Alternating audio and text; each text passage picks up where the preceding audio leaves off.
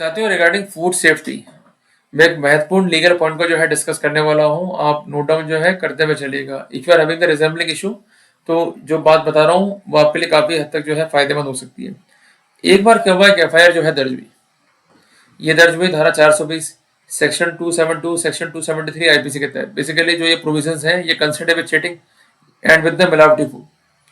कहना यह था कंसर्न अथॉरिटीज का कि एक ट्रक में जो है जो फूड आर्टिकल्स हैं उसको ले जाया जा रहा था। उस ट्रक को जो है इंटरसेप्ट किया गया, सैंपल को जो है ड्रॉ किया गया, और सैंपल की जब जांच हुई तो ये मालूम पड़ा कि सैंपल जो है मिलावटी है, मीन सैंपल जो है सब स्टैंडर्ड, और अल्टीमेटली एफआईआर को जो है दर्ज किया गया। साथियों, एक बात मैं आपसे कहना चाहता हूं कि जब भी हम अटैक करते हैं प्रोसिक्यूशन पे, तो उनका एक होता है पिन पॉइंट वीक स्नैरियो, उस पर जो है हमें अटैक करना होता है। तो यहाँ पर अटैक किया था डिफेंस का कि जो इस केस में एफआईआर दर्ज हुई है उसका बेसिस क्या है, साइंटिफिक एविडेंस। अगर साइंटिफिक एविडेंस हमारे खिलाफ नहीं आती तो एफआईआर भी जो है दर्ज नहीं करते। तो पिन पॉइंट क्या हो गया, साइंटिफिक एविडेंस और साइंटिफिक रिपोर्ट। इनका कहना यह था कि सैंपल जो है ड्रॉ हुए, तो उसके लिए प्रोसेस जो है फॉलो करना होता है। ये प्रोसेस जो है लेड डाउन है in the food safety and standard act 2006। इसके अलावा जो इंडेक्स है जो कि जुड़ा हुआ है food safety and standard food products standard and food additives regulation 2011, उसकी अक्षरशः पालना जो है सुनिश्चित करनी होगी। तो इस केस में क्या हुआ था कि जो कंसर्न फूड था वो था कोरिएंडर, जिसको हम कहते हैं धनिया। ये जो है सीज हुआ था और इसका सैंपल जो है ड्रॉ किया गया। तो जो कंसर्न रूल्स एंड रेगुलेशन है उसका है नियम नंबर 2.9.7, उसके तहत जो है जांच होनी थी कंसर्न सैंपल की। जबकि उन्होंने क्या अपनी मन मर्जी से ही ये मान लिया कि जो ये आर्टिकल है मिलावटी है, और अल्टीमेटली प्रोसिक्यूशन को जो है लॉन्च कर दिया। जब तक इंडेक्स फॉलो नहीं होगा, जो रेगुलेशंस है उनको फॉलो नहीं किया जाएगा, तो प्रोसीडिंग अपने आप में ही इलीगल होगी। साइंटिफिक एविडेंस तभी कारागर है कि जब सैंपल को सही तरीके से ड्रॉ किया जाता है। अगर सैंपल को गलत तरीके से ड्रॉ किया जाएगा, there is no proper legal compliances, तो वहां पर हम इस सिनेरियो का जो है बेनिफिट ले सकते हैं। पर साथियों, इसके साथ साथ हमें प्रैक्टिकल कुछ बातें जो है नोट डाउन करनी है कि अगर आप एक व्यापारी क्लियर है, तो आपकी प्रेमाइसिस में अगर फूड आर्टिकल है, तो फूड सेफ्टी ऑफिसर जो है जब भी आएगा जांच कार्रवाई के लिए, सबसे पहले जो है वो लाइसेंस की डिमांड करेगा। इसलिए मेरा आप सबसे आग्रह यह है कि अगर अभी तक लाइसेंस नहीं लिया आपने तो लाइसेंस जो है ले लीजिए। अगर आपको ये डर है कि लाइसेंस ले लेंगे कल को इंफ्रिंजमेंट हो गया तो हमको जो है जेल जाना होगा, अगर इन स्थितियों से चाहते हो बचना, तो एक कंपनी को जो है ओपन करो, या ओपन करो एलएलपी को, उसके बिहाफ पर जो है लाइसेंस दो। चूंकि आप टेक्निकल पर्सन नहीं हो तो तकनीकी व्यक्ति को अपॉइंट कर सकते हो और अपना लोड जो है शिफ्ट कर सकते हो उसके ऊपर, कि कल को ये कंसर्न आर्टिकल जो है मिलावटी पाए गए तो ऐसे सिनेरियो में जिम्मेदार मैं नहीं होऊंगा, जिम्मेदार टेक्निकल हेड होगा। तो ये बाईपास कानून में है, इसको जो है आपको समझना होगा। क्लियर हो गया आपको? इसके अलावा जब भी आप सैंपल रिपोर्ट को पढ़ेंगे या परिवार को जो है पढ़ेंगे, तो इस बात को इंश्योर कीजिएगा कि जो कंसर्न सैंपल को चेक किया गया है कि उसके कॉन्टेक्स्ट में food safety and standard food product standard and food additives regulations की पालना सुनिश्चित हुई है नहीं हुई है।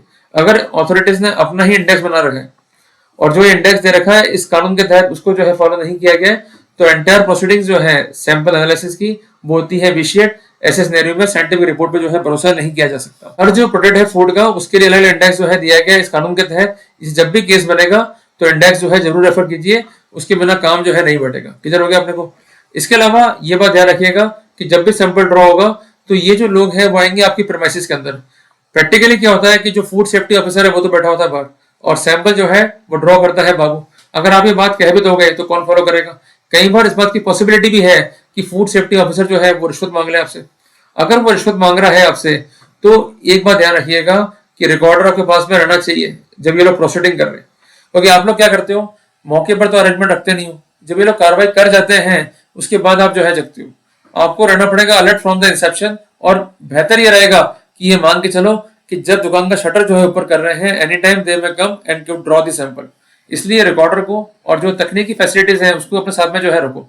अगर रिश्वत की मांग की जा रही है, there is no need to worry, बातचीत करते रहो। आप जाइए एंटी करप्शन के पास में या सीबीआई के पास में, और इस तरह के अगर भ्रष्ट अधिकारी हैं तो उनको जो है ट्रैप कराइए। क्लियर है बात? है अगर आप सच्चे हो, there is no need to worry. ये क्लियर हो गया अपने को? इसके साथ साथ एक बात जो है ध्यान रखिएगा कि सैंपल जो है कभी कभार ऐसा हो सकता है कि कोई और ड्रॉ कर रहा है, या कोई अथॉरिटी साथ में आई भी वो ड्रॉ कर रही है, या कोई पियोन साथ में आया हुआ है वो सैंपल ड्रॉ कर रहा है। इसलिए बार बार मैं क्या कर रहा हूँ कि अपने प्रेमाइसिस में सीसीटीवी कैमरा लगवाओ विद रिकॉर्डिंग फैसिलिटी। अगर ये बदमाशी करेंगे, बेईमानी करेंगे तो वहां पर अपने को फायदा मिल जाएगा। और कई बार ये भी होता है कि ये लोग टाइम को जो है चेंज करते हैं या डेट को जो है चेंज कर देते हैं, तो अगर अपने पास एक पुख्ता साक्ष्य है तो वहां पर अपने को हेल्प मिल जाएगी। इस बात की संभावना भी है कि आते कहते हैं आपसे कि साहब सीसीटीवी कैमरा जो है बंद कर दो, अपने फोन जो है बाहर रख के आ जाओ, या फोन जो है बंद कर दो। ऐसा मत करना, क्योंकि जब भी कोई रेड करेगी team concerning the food safety, तो उस कानून में प्रावधान नहीं है कि आपके फोन बाहर रखाया जाए या फोन को जो है स्विच ऑफ कराया जाए। इनको सैंपल ड्रॉ करना है, करें, आपको सिर्फ कॉपरेट करना है। क्लियर हो गया अपने को? तो जो भी जानकारी चाहते हैं मौके पे, तो उसके कॉन्टेक्स्ट में अगर आप चाहें तो अपने अधिवक्ता को उपस्थित भी रख सकते हैं, जिसके लिए आप धारा 38 BENSS का अवलोकन भी कर सकते हैं। क्लियर है बात? ये कहेंगे कि जरूरत क्या वकील साहब की, आप तो सिर्फ साइन कर दो। एक बात ध्यान रखना कि जिन भी डॉक्यूमेंट्स पे आप साइन करते हो अल्टीमेटली दे बिकम मेमोरेंडम, और ये मेमोरेंडम चूंकि साइंड है आपके द्वारा, तो they may be considered against you unless rebutted, जिसके लिए आप धारा 15 BSA, धारा 121 BSA पे भी निर्भर कर सकते हैं। इसलिए बार बार मैं कह रहा हूँ कानून पढ़ो, लिखा पढ़ी होने के कॉन्टेक्स्ट में आप जो अपने सलाहकार हैं उनको साथ में रखो। डॉक्यूमेंट को पूरा पढ़ने के बाद संतुष्टि होने पर ही साइन करो। कई बार क्या करते हैं लोग, अपनी इच्छा से कुछ फैक्ट्स को लिख देते हैं। कई बार ये भी होता है कि आपका जो माफीनामा है उसको लिख देंगे, नुकसान जो है खाना पड़ता है फिर अपने को। क्लियर हो गया अपने को? तो यहाँ पर कोर्ट ने ही तो माना, जो कंसर्न केस है कि जो लीगल कंप्लायंसेस है वो हुए नहीं है, अतः प्रोसीडिंग जो है वर्ड एब इनिशियो है। अगर कंप्लायंसेस ही नहीं है तो साइंटिफिक रिपोर्ट किसी भी रूप में प्रोसिक्यूशन का बेस नहीं हो सकती। जजमेंट है मनोज बनव, स्टेट ऑफ MP। जजमेंट का डेट है 13 अगस्त 2025। जजमेंट है MP हाई कोर्ट का। ऐसे अपडेट्स के लिए पेज को फॉलो, लाइक, सब्सक्राइब जरूर करें। जल्दी मिलेंगे एक नए टॉपिक के साथ। टिल देन, जय हिंद, जय भारत।